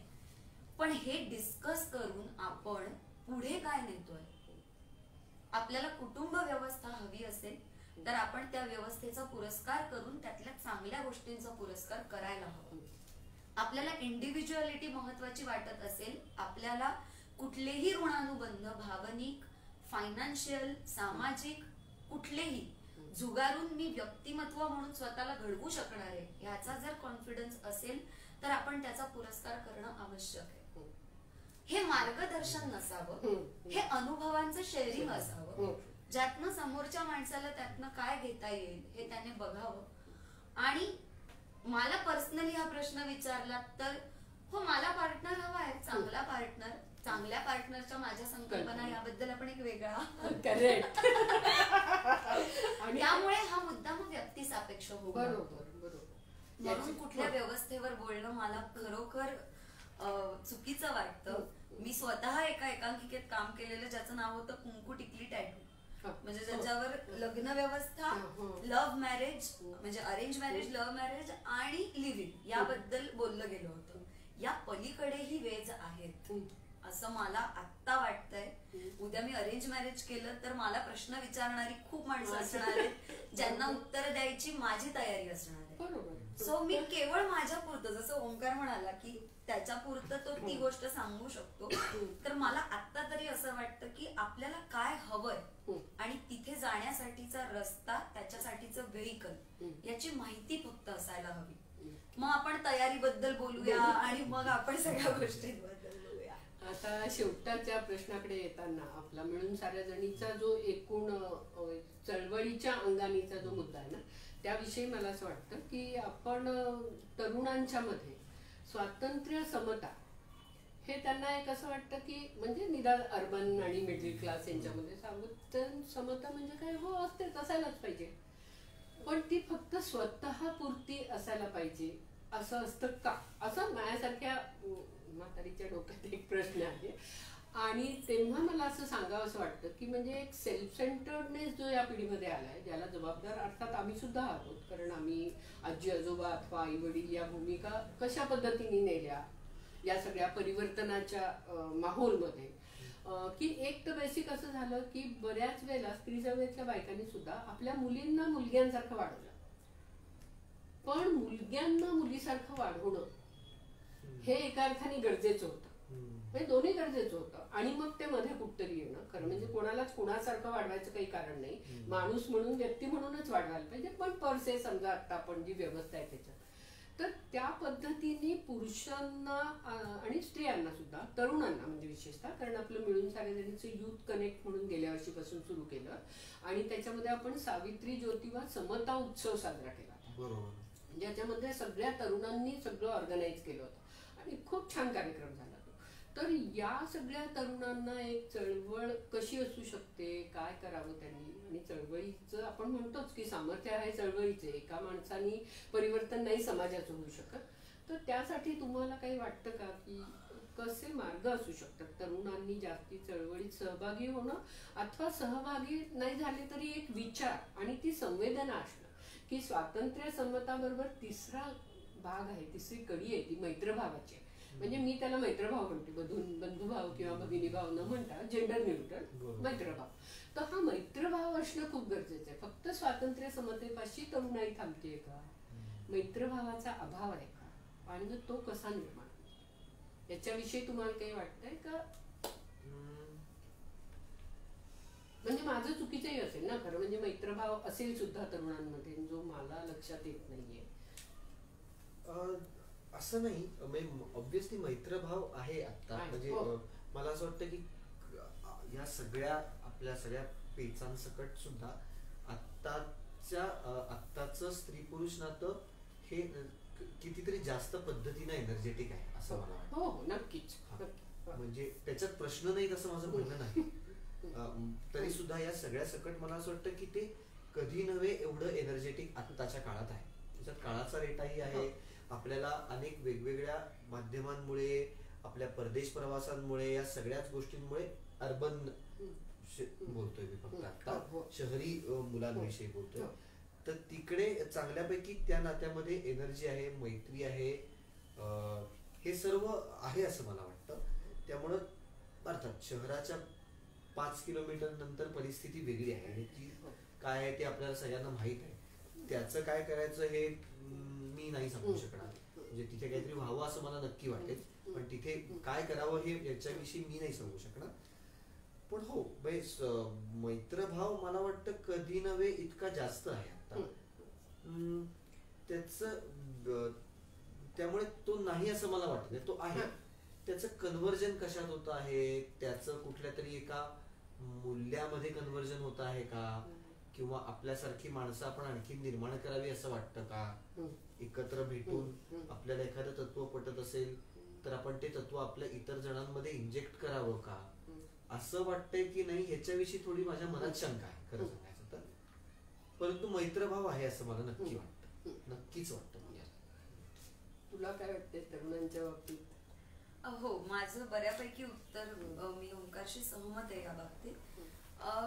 अर्थातच जसं आपण बोललो की 5 किलोमीटरवर, म्हणजे या सगळ्या गोष्टींना इतक्या भौगोलिक, सामाजिक आणि तत्कालिक गोष्टी इतक्या सगळ्याला डिफर करतात की आपण एका कशावर चर्चा करणं खरोखरच चुकीचं पण आहे आणि कठीण पण आहे.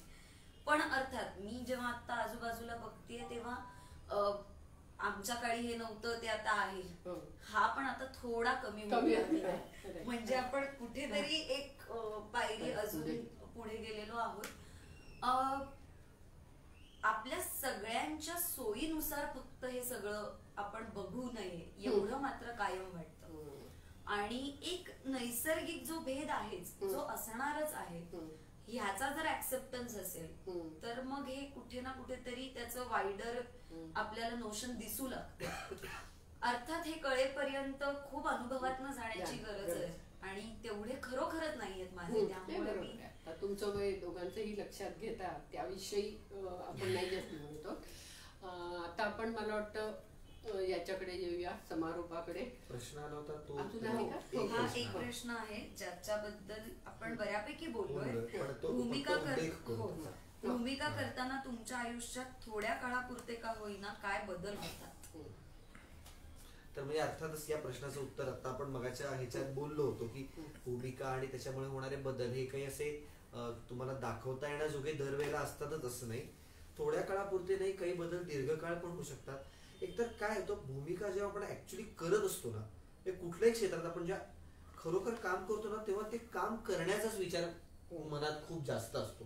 म्हणजे दररोज उठून तुम्हाला हे करायचं नसतं, कारण का अनेक वेगवेगळे प्रसंग सादर करायचे असतात. जेव्हा आपण आता तुम्ही लिहित असता, हे करत असता किंवा ऍक्च्युली चळवळीतलं कुठलं काम चालू असतं तर ते कामाचाच विचार जास्त जसा असतो तसा प्रत्येक गोष्टीचा ऍक्टिव्हिटीचा विचार तेव्हा जास्त असतो. म्हणजे भूमिकेला वैचारिक दृष्ट्या समजून घेणं हा एक भाग होतो आणि नंतर ते ऍक्च्युली सादर करणं हाच त्याच्यातला भाग असतो. त्यामुळे तो एक भाग खूप प्रिडॉमिनंट असतो. त्याच्यामुळे कधी कधी काही काळ तुम्ही लकबी तुमच्या काही बदलू शकतात. ते त्या लकबी कारण का मेकॅनिकल रिस्पॉन्सेस असतात, बऱ्याच वेळेला तुमच्या मसल मेमरीज असतात. त्यामुळे हे बदल त्या तात्पुरते घडू शकतात. पण तुम्ही जर पुढच्या बदलांबद्दल बोलता तर त्याबद्दल आपण आता बोललेलो आहोत. त्याच्यामुळे आता आपण समारोप करत असताना मी तुम्हाला अशी विनंती करीन की आता आपली मैत्री झालेलीच आहे ती अशीच ठेवूया. आपली जुनीच आहे बरं का, पण आपली जरा एक लेखक म्हणून जी होऊन पाहिजे ती अजून होत नाहीये, पण ती आपण करूया. आणि अश्विनीला मला खरंच मगाशी तुझी एक मालिका म्हणालीस कुंकू टिकली आणि मालिका एकांकिका ती कोणी लिहिलेली आणखी मी रुईया महाविद्यालयातनं ती केली होती आणि ऋषिकेश कोळी नावाचं लेखक ज्याने ती लिहिली होती. आणि लेखनासाठी राजेश शिंदे आणि प्रताप फड यांनी सुद्धा खूप त्याच्यामध्ये इनपुट्स दिले होते. प्रताप फड आता सगळ्यांना माहिती असतील, अनन्या ज्याचा चित्रपटही येतोय, नाटक आहेच, एकांकिकेचे ते दिग्दर्शक आहेत, लेखक आहेत. सो अशी त्या सगळ्यांनी मिळून ती लिहिलेली होती. आणि मला सांगताना खूप छान वाटतंय की आता हे जे आमचे सिनियर्स पण आता जे मित्र आहेत ते पुरुषांनी मिळून स्त्रियांच्या भावविश्वाबद्दल लिहिणं हे आपल्याला काही नवीन नाही, हे आपण ते बघत आलोय. पण ते अंडरस्टँडिंग बघून आपण एका चांगल्या सर्कल मध्ये आहोत हे कायम वाटतं. ओंकार सारख्या मित्रांकडे बघूनही हे कायम वाटतं. कारण मला सांगायला आवडेल, आपण समता आणि या सगळ्या गोष्टींबद्दल बोलतोय. आम्ही सिरियलच्या नंतर सुद्धा आम्ही 4 कलाकार सिरियल मधले एका फ्लॅट मध्ये राहत होतो. आपल्या या सगळ्या कोविड परिस्थितीमुळे आणि ओंकार पुण्याचा असल्यामुळे आम्ही सगळे तिकडे मड मध्येच एका फ्लॅट मध्ये राहत होतो. आणि ओंकार आणि आमचा अजून एक सहकलाकार, त्यात मी ओंकार बद्दल जास्त बोलेन कारण प्रत्येक काम हे मी मदत म्हणून न करता आपण हे केलंच पाहिजे हे जे त्याने त्याच्या कृतीमधनं दाखवून दिलं. That was adorable, that was good. आणि अशा पद्धतीची ज्यावेळी मानसिकता तयार होऊ लागेल तोपर्यंत आपल्याला वाट बघावी लागणार नाही असं मला वाटतं. म्हणजे ओंकार सारखी अशी फक्त बेट असू नयेत असं आपण सारखं म्हणतोय ना की हा नॉर्म व्हायला पाहिजे. म्हणजे असं जे होतं की आपल्याला हे म्हणावं असं वाटतंय आजही की तुला म्हणजे उदाहरणार्थ दुसरी स्त्री कलाकार असती, तिने काम केलं तर आपण काही म्हणायची गरज नाही ना. म्हणजे कुठतरी तर ते तितकं ते एक काय म्हणतो आपण जेल होणं सगळं स्त्री पुरुष यांच्या भूमिका आणि अशाची आपण एक वाट बघूया आणि त्यासाठी प्रयत्न करत. त्यामुळेच मी याचा योग्य सन्मान ठेवून मी असं म्हणेन की हे कौतुक मी नाकारेन म्हणून. हो बरोबर, तेच आपण म्हणतोय की एक प्रश्न अश्विनी तुझ्याकडे आहे की कुंकू टिकली टॅटू हे YouTube वर आहे का ही एकांकिका? एकांकिका नसावी, काही ग्लिम्सेस असतील. मृगजळ मध्ये ती सादर झाली होती, मृगजळ एकांकिका स्पर्धेमध्ये. कीर्ती महाविद्यालयाच्या एकांकिका स्पर्धेमध्ये ती सादर झाली होती. दुर्दैवाने ती युट्यूबवर नाही माझ्या मते. नाही म्हणजे मला आता जे वाटलं, आता तू म्हणालीस तसं कामाला लावतायत गीतालीताई वगैरे असं होतंय ना, तसं मला वाटलं की या एकांकिकेविषयी तू लिहावंस आणि ते आपल्याला वाटलं आणि ती कुठे प्रकाशित झाली नसेल, ते आपण वाचून बघून ते प्रकाशित सुद्धा करू शकतो.